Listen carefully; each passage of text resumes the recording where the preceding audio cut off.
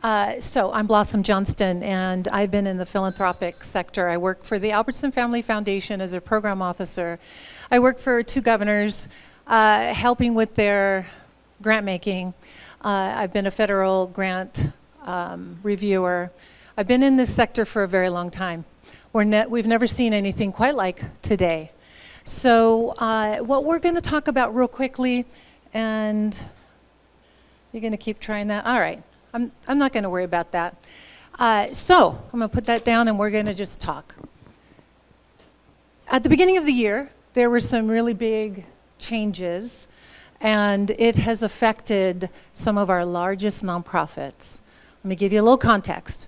We've got about 10,000 nonprofits that are registered with the IRS. We have about 8,000 of them registered with the Secretary of State.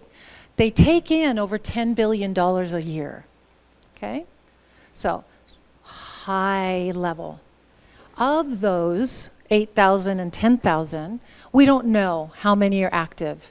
But this much we do know, that the cuts from the federal government has affected our nonprofit sector in very, very big ways. So, we work with nonprofits day in and day out. That's our mojo. We work with philanthropists and we work with nonprofits. We've worked with over 120 of them in the last 5 years. So they're in our ear. And they're like, oh my gosh, what do we do? So we began to think about, okay, if government grants are no longer their revenue source, I don't know if I like that. So if that's no longer where they're going to get their revenue, where are they going to go? Well, where do they go? They go to philanthropy. They go to the Gates, they go to the Hewlett-Packards, they go to whoever. So what we needed to do is we needed to learn what are the philanthropists thinking about in this moment in time. So what we did was we did confidential interviews with 13 leaders from 11 foundations. These foundations represented everything from your hyper-local, like the Idaho Women's Charitable Foundation and the Brandt Foundation, to regional, like the Murdoch Foundation, the Lohr Foundation, and the Northwest Philanthropy. Together, they invest about $150 million in grant making in Idaho. So these are the ones that are really fundamental to keeping the doors open for a nonprofit sector. All right. So here's what we wanted to know. We wanted to know what this moment in time, how they were thinking about it, and whether it was going to change their priorities for giving. We also wanted to align, so because we work with the nonprofits, we wanted to know what they were thinking so we could align the nonprofits we work with to get the funding. And the third thing we wanted to know is where was there an area for collaborative and bold actions?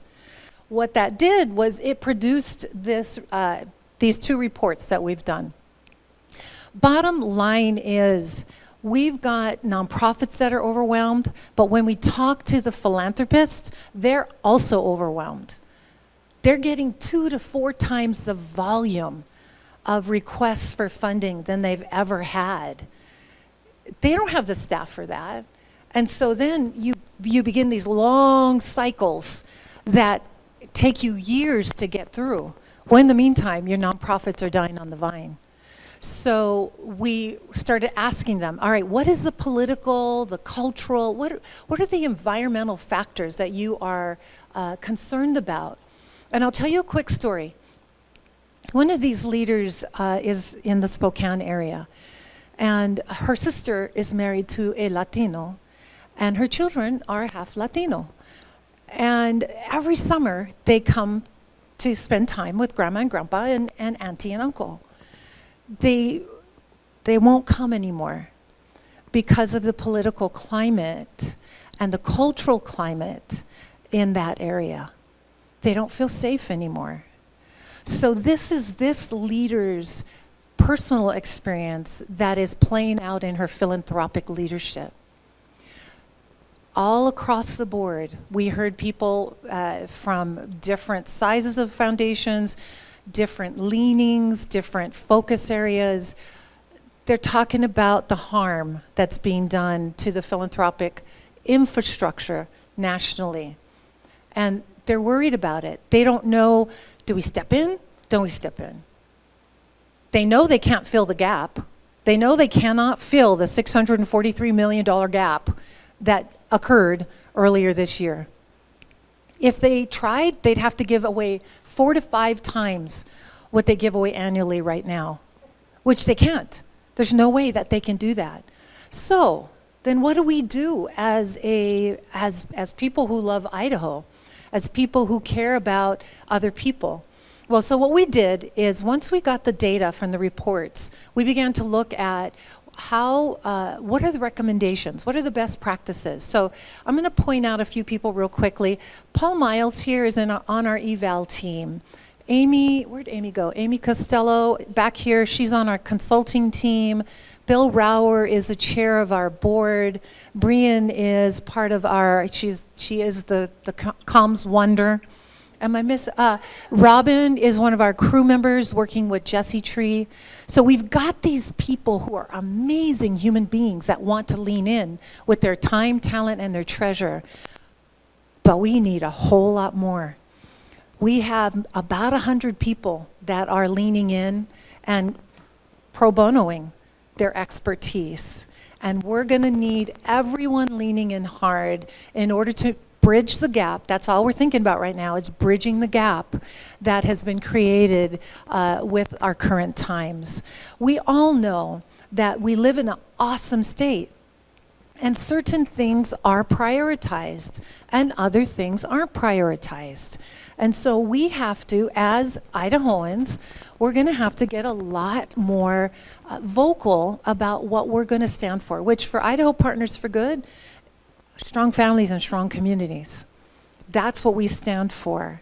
We are developing stronger, healthier, better equipped nonprofits so that they can do that. The way we're doing that, our methodology, is we're reinventing how people in this room do greater good together. This is not about me, this is not about Bill, this is not about Paul, this is about everyone seeing where they play and playing well. Let me just give you a couple of stats because I'm hoping that it'll kind of help you to frame what's coming in the next 6 to 12 months for Idahoans. Let's go to this. All right, how many of you know that there's cuts coming to Medicaid? Okay, alrighty. So when we're talking about Medicaid cuts, healthcare Medicaid, we're talking about 40,000 Idahoans, okay? And then we're talking about an additional 35,000 that will probably lose marketplace insurance. All right, there's also cuts in SNAP, which is the food benefits. We're looking at 136,000 Idahoans who are currently enrolled, and another 20 to 30% that may lose their benefits. When we're looking at housing, we're looking at already a 500,000 that have been cut in HUD grants. Immigrant access, we're looking at new laws that cut prenatal and food assistance for undocumented families.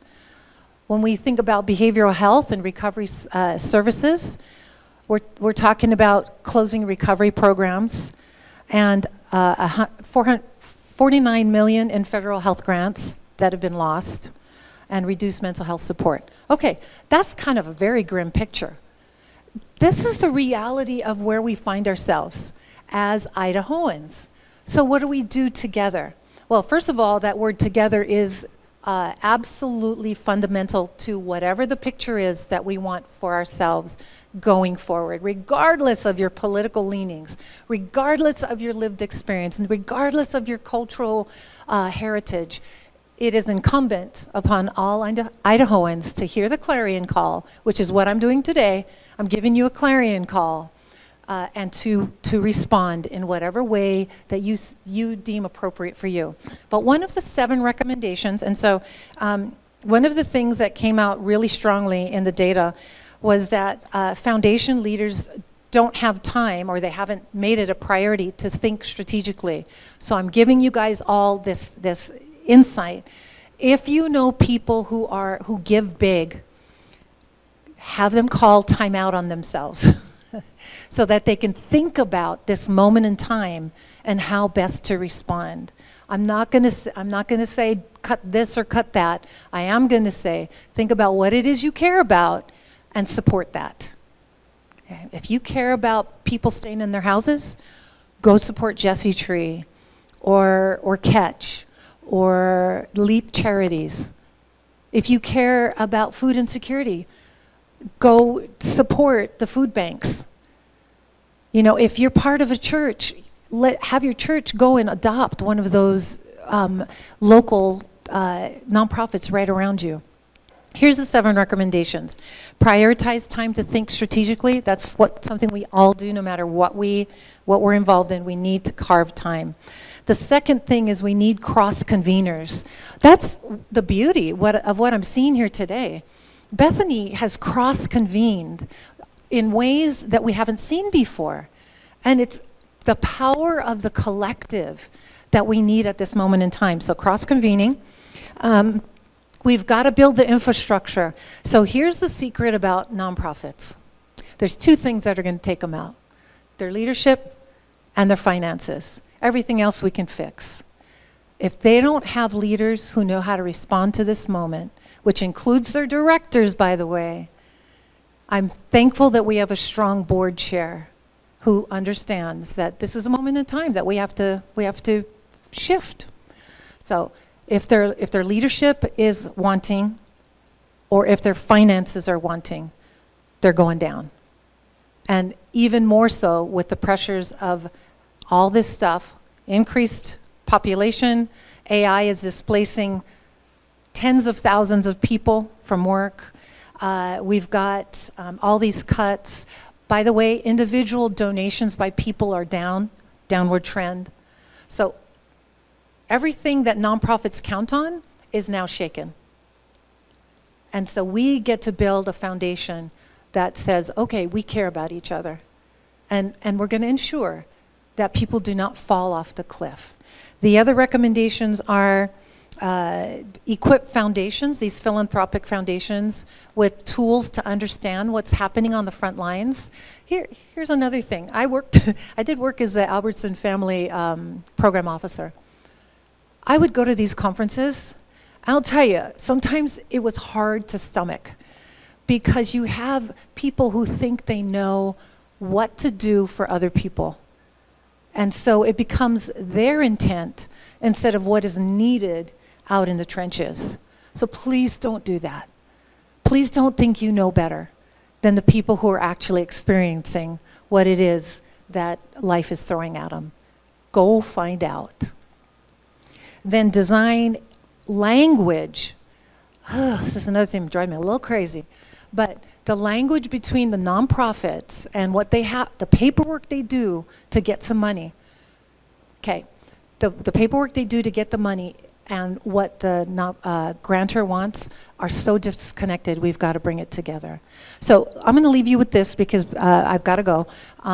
But there are ways the tech industry can lean in hard, and that is in these infrastructure things, the systems things, the things that will make it so much easier for nonprofits to deliver the programs and services. You've got the keys. You've got the creativity. You've got the ideas. Lend those ideas to the nonprofit, not just the for-profit. With that, let's call time to unite, and let's work together.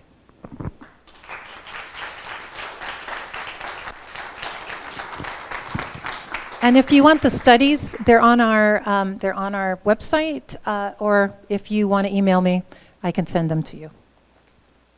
And if you have any questions, please hit me up. I'll be here after this.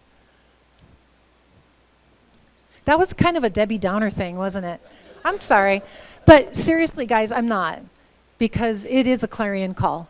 And we have an opportunity to step in. Okay, so what happened at Katrina? One of the huge things that came out of that is innovation absolutely blew up in their education system. And they ended up with one of the best education systems in the nation. So yes, crisis breeds innovation.